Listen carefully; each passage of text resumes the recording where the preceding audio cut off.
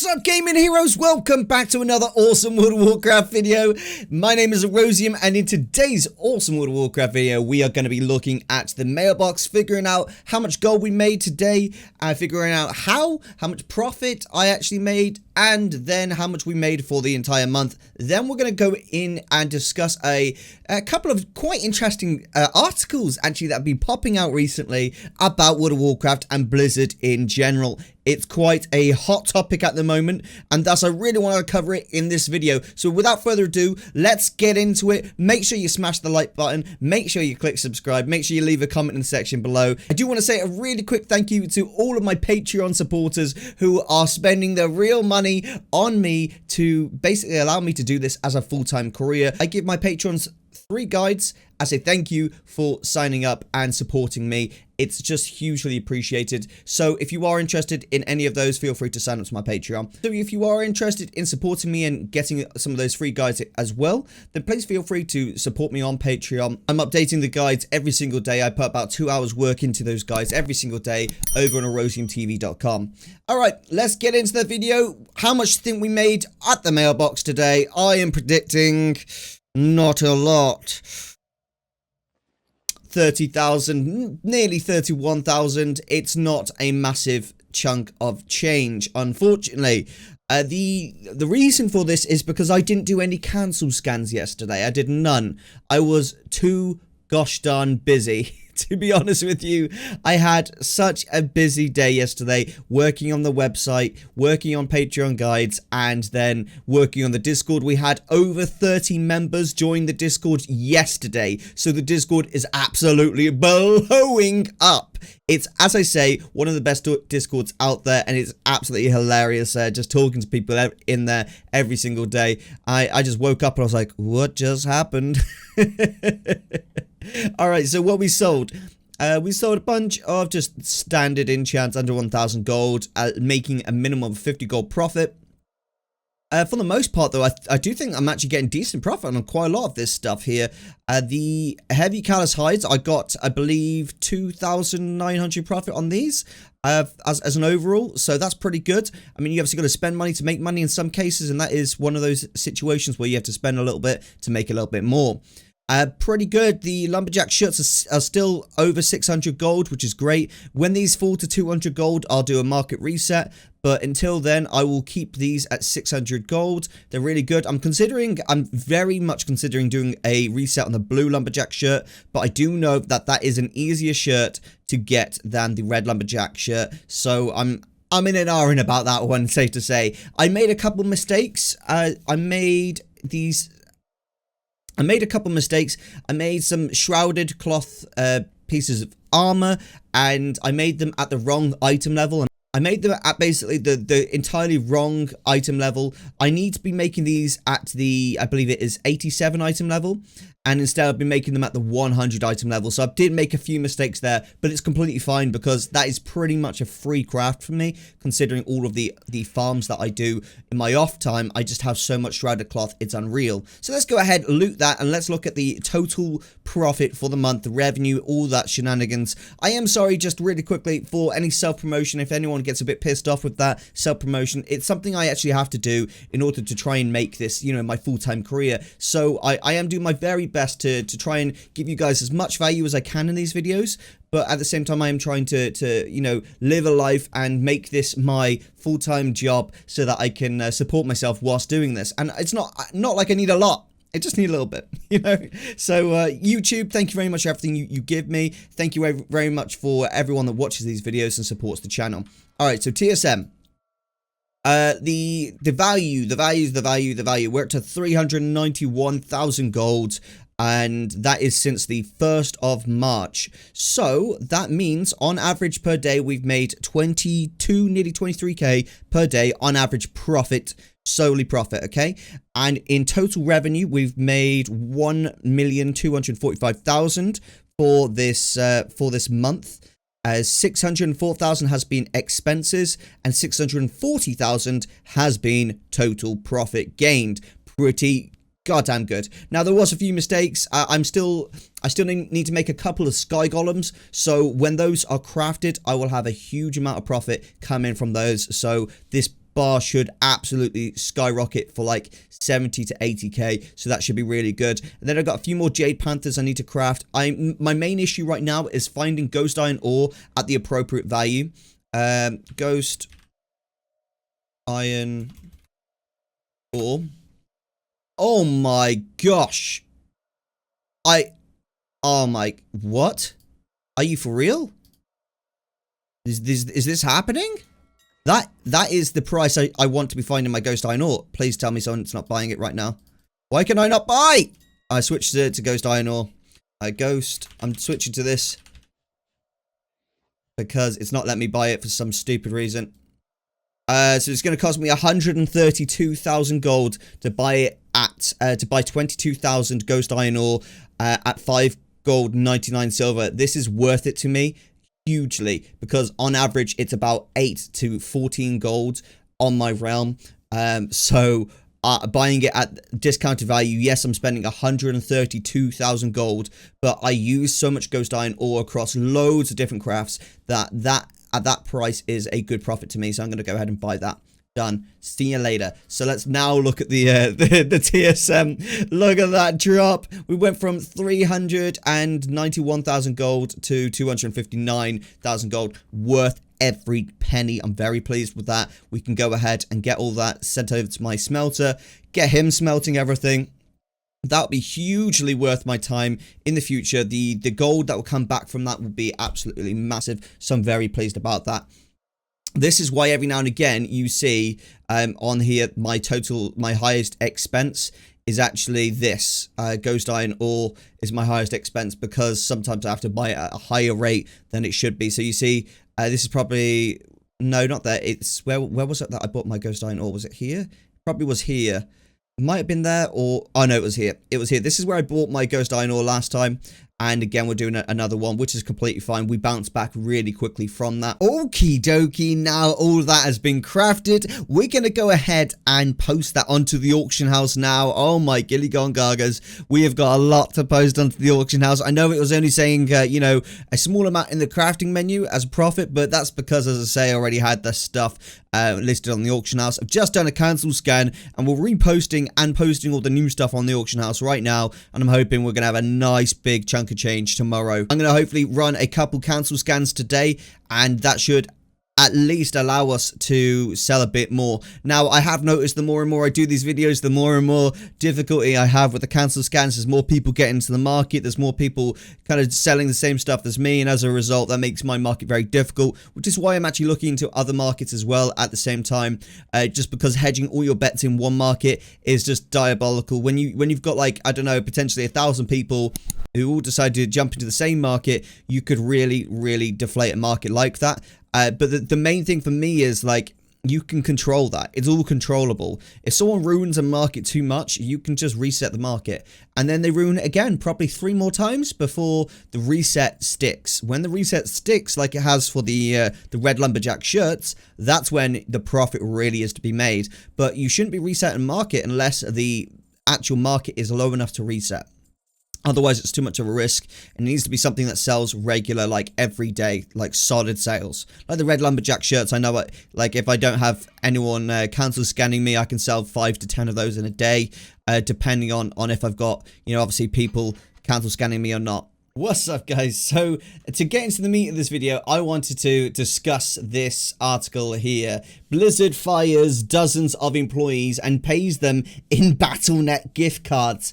That looks to me initially like a bunch of BS stuff, but we'll see. Activision Blizzard has fired a number of its staff involved in esports and live events following the restrictions of live events in 2020. I mean, come on, dude. Come on, dude. That's so obvious. You know, there's no live events that can realistically happen. Even like MMA fighting, the boxers and the, you know, the fighters in MMA, they don't even have an audience anymore. They have to just fight in a ring with their coaches, and that's it. They've got no one. No wonder they've fired people who are involved in esports and live events. They can't keep people on who have no job to do. That just doesn't make any sense, you know? That's stupid.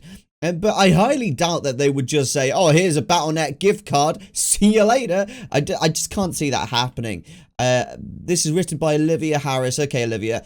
All right. Activision Incorporated fired dozens of employees last Wednesday, for the most part cutting off employees who worked with esports and broadcasting departments as the company moves away from live events. Activision Blizzard is an American video. Yeah, we know what Activision Blizzard is, Sonny Jim. According to well-known game journalist at Bloomberg, over 50 of the employees who were fired in the live events for the company handling esports programs such as Overwatch, blah, blah, blah. And in that article, Activision Blizzard fired just under 190 employees, which is less than 2% of the total amount of the people who work for the publishing company. Okay, yeah, we know about this. This is quite a while ago. This mass firing is indicative of the company's plan to move away from hosting live in-person events. For now, obviously, Blizzard aren't just going to destroy their live events. It's obviously just because of COVID-19. In the future, I could definitely see them moving back into live events. They'll probably hire the same people that they're firing right now, in all honesty. Since the COVID-19 lockdowns have taken a serious toll on live in-person events. Yep, so more on today's Activision Blizzard layoffs. Dozens of people at the whole company were activated, not just in live events. In addition to 90-day severance, 3 months severance. That's pretty healthy, you know, to get yourself set up. I would be pleased if I got, made redundant with a 90-day severance package. That is pretty goddamn incredible. I wish in previous positions when I got made redundant, I could have had 3 months pay. I was lucky if I got 1 month, even a week, to be honest. So 3 months is pretty good. Laid off staff received $200 Battle.net gift cards. Okay, dude. So basically, they completely ignored the fact that the people got like 3 months pay from the company, obviously because of the awful situation of COVID-19 just ruining certain people's jobs. And they completely glossed over that in the title and just said Blizzard make people redundant or fires people and then gives them Battle.net gift cards. That is complete. This is why I don't look at news, dude. This is why I have unsubscribed and made it very clear to YouTube and everything else. I have no interest in looking at news because it's total BS every single time. Every single time. Oh my gosh, Olivia Harris, clickbait king, queen, whatever. Honestly, dude, seriously, Blizzard fires dozen employees and pays them off in Battle.net gift card. I know all about clickbait. You have to do a certain level of clickbait. But this takes the biscuit, man. This takes the biscuit. Wow. So of course, yeah, they're gonna get fired. People who are working live events, unfortunately, will lose their jobs due to not being able to do their jobs in live events. It's too risky for businesses to do that and then potentially get hundreds, if not thousands, of people to have COVID-19 just because they've turned up to an event. It's too risky. Obviously, they're going to be making redundancy across the board where it's needed. That makes total sense. So yeah, I mean, I'm all for hate on Blizzard if it's needed, but this isn't a situation where it's needed, in all honesty. I think people are getting too used to just hating on Blizzard at every opportunity they can. They're like, oh, Blizzard, what? They're making money off their game. How wrong is that? And it's like, no. Actually, they make a bloody good game, and they should make money from the game. That is the whole point of the game, being updated and continuing to be such a successful game. And yet people love to jump on the hate for Blizzard. It's like, without them making profit, we probably wouldn't have updates to the game at all. In fact, we guaranteed wouldn't have updates to the game. And it's like, the more people hate on these types of things, the more we ruin the gaming community as a whole, because we're teaching people that it's okay to hate. We should hate every time. And I was one of these people once upon a time. I didn't like that Blizzard did certain things. I wasn't a big fan of Blizzard selling face masks on their website at such an extortionate price. Now, I don't mind them selling face masks, but at the price that they were selling them was disgusting. I was like, what? They're selling for like $25 for a face mask? That was, to me, absolutely appalling. Like, appalling. Just to have the Blizzard logo on, or the Horde logo, or the Alliance logo on your face mask for $25 is extortion, in my opinion. I understand why they do it. They're trying to make profit, but at the same time, this is a pandemic. Not really the time to be trying to profiteer off of that type of stuff. In my opinion, that was when I called it out. I made the video where I was hating on Blizzard because I thought that was wrong. However, you know, it is what it is. And in certain situations, I'm like, yeah, I hate on Blizzard. In certain situations, I'm like, no, don't hate on Blizzard. They have a job and they're doing their job well. So, yeah, I think it just comes down to, you know, they have to do it like that. They really did have to look at that. I find it a shame, you know, that we try and these news reporters like Olivia Harris try and frame it all in the most negative way possible, when realistically they probably don't ever play World of Warcraft. They probably don't even really realistically understand World of Warcraft or anything like that. And they come at it with the perspective of oh, Blizzard's done this. You know, that's why I absolutely can't stand news anymore, because it's all just BS. It's like driven. It's like news is driven nowadays to make you hate or dislike something, or get talking about a certain subject that's really like pissed you off. My dad, right? He reads articles sometimes, and he'll come to me and say, Erosium, you know, he won't call me Erosium, but he'll say, like, son, I read this article about this, and you know, they're changing this. And I go and read the article, and the article saying they're talking about changing something or something like that realistically, but the way they frame it in the title is you know, oh, the worst thing's going to happen in the world, you know, to your business or something like that. And realistically, it's just not the case. And it's just like, articles are just designed nowadays to just make you click, and realistically, they don't have any certain level of standard they kind of have to abide by. And it just makes me absolutely just like not trust any news. So I'm just like, I don't want to listen to your news. I don't want to read your news. I don't care about it, because of the fact it is so clickbaity. Does anyone else feel like this? I'll be curious to hear about you guys. Because, you know, I used to read news, but I found the more I read the news, the more stressed out I got about the world. You know, the more I started to dislike things and get frustrated. And now I don't look at it. I feel pretty happy, you know. I don't have to look at all the awful things happening around the world. And if there's something of importance that, you know, I need to know about, usually if it's something dire, the government will send a push notification to your phone. That's usually what happens, in all honesty. Like, I remember COVID-19. The news about that got pushed to my phone. Like, that push notification came onto my phone. It was like, yeah, this is happening in the world, COVID-19. And it was big, you know, it was big, important, you know. And I was like, okay, yeah, that makes a lot of sense. I'm glad I saw that. But apart from that, I just don't really look at the news anymore. I find it's just unhealthy for you mentally to look at it. So recently I've been doing quite a lot of transmog farming. I've been really enjoying it, along with crafting. Crafting's going super well, don't get me wrong. And I'm making a lot of gold in crafting, more than I pretty much make in any other way of farming gold.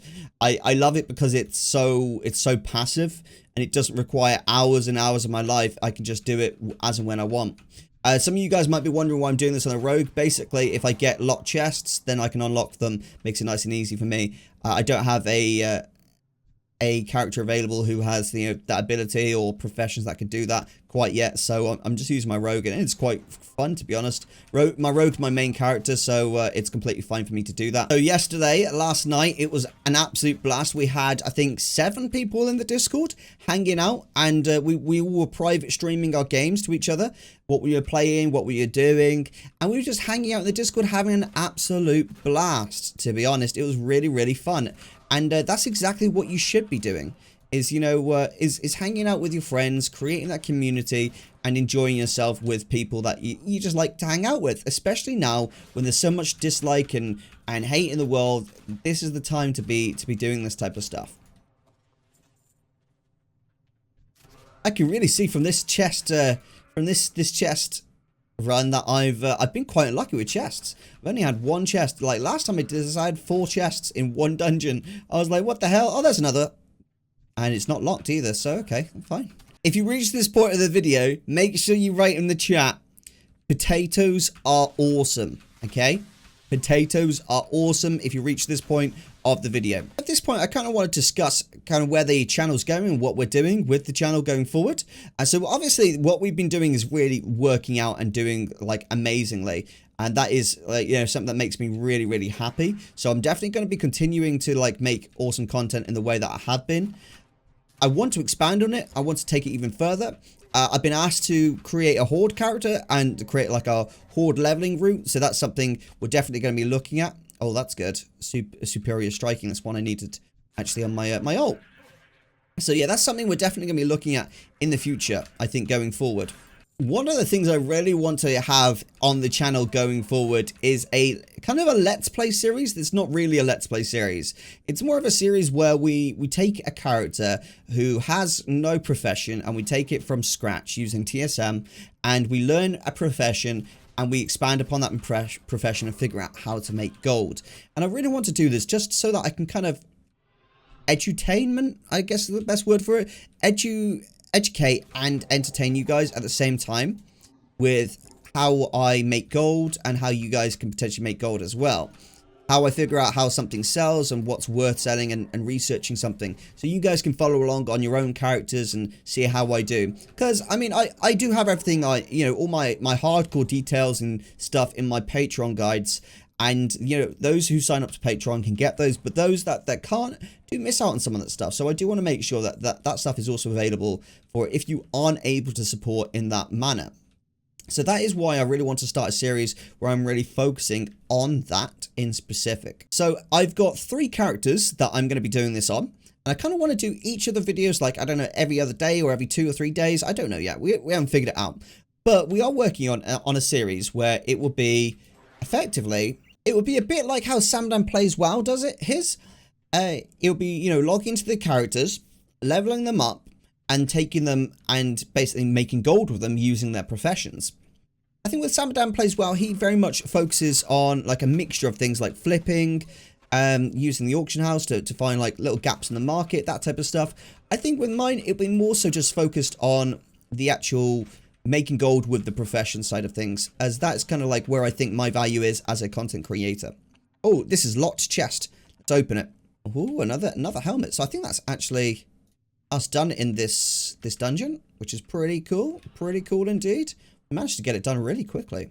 So yes, I have a druid who is going to be my leatherworking skinner.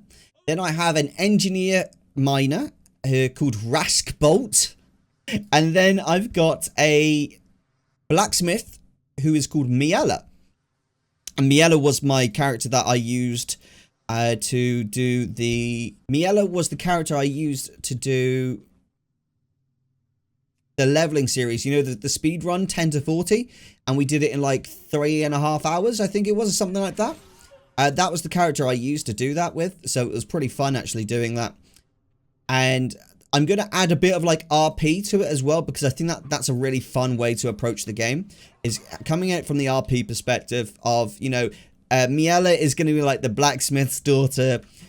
Brull is a druid who learned the druidic arts himself by himself, and he's just a bear. That's all he is. He focuses on the bear arts of the druidism. And then we've got the... so Brull is like the savage, you know, the savage bear who lives in the wild and stuff like that. And then we've got Raskbolt, who's a rascally one, and he can craft anything because he's a mechanome. And that's kind of like where I want to go with it all. There's another locked chest. I like this. We've been pretty lucky with all these locked chests today. So yeah, there's a lot of like, you know, potential with the future series coming. I am spending 2 days. I'm spending 2 hours a day working on the guides over on my website, erosiumtv.com.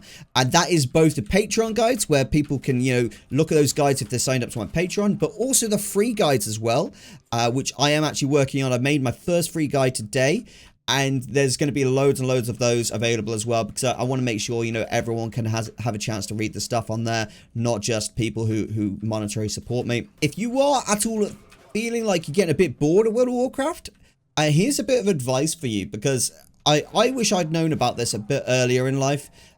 of World of Warcraft, I had to take breaks here and there, and I found every time I had to take a break, it was usually came really down to actually being lonely in World of Warcraft.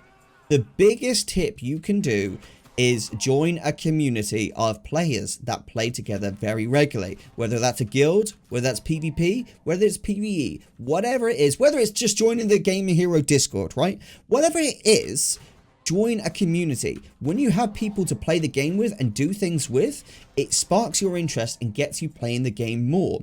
At this point, you feel like you start to enjoy the game a bit more for what it is, and you get the satisfaction of being a part of something bigger than yourself, which is a community. And that is something I always try and tell people is whenever you're getting bored of the game, join a community. Create friendships.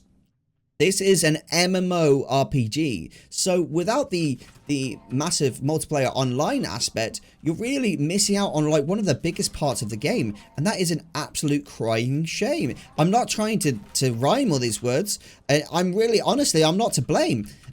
I don't know how I somehow rhymed a ton of words there unintentionally, but I did, and it was awesome, and it was magical in every way, shape, and form. So what I really want to do in the Let's Play series that's going to be coming soon is... Oh, there's a chest there. I've never seen this chest here. Oh, that's cool. That's cool. I need to make sure I keep an eye on this area.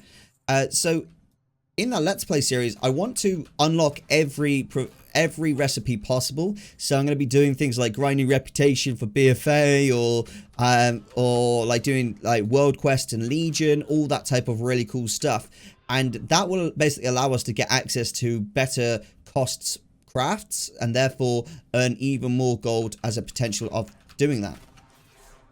That's something that a lot of people actually miss out on in World of Warcraft, is doing the other expansions and unlocking the higher tier versions of those crafted professions. They miss out on it, and they miss out on tons of gold as a result of that. So I run until these spark whatever it is that makes my my ability to kill them all. The main thing I like getting from these runs are these chests, because the times when you get super lucky from these chests is absolutely epic. It's so fun, dude. This is why I like to come on a rogue, but I guess you could come on a mechanome as well. Mechanomes have the ability to unlock chests. Oh, we got a thorium lockbox. Let's open that bad boy up and see what we can crack out of it. Go on, give me something good. Give me something good.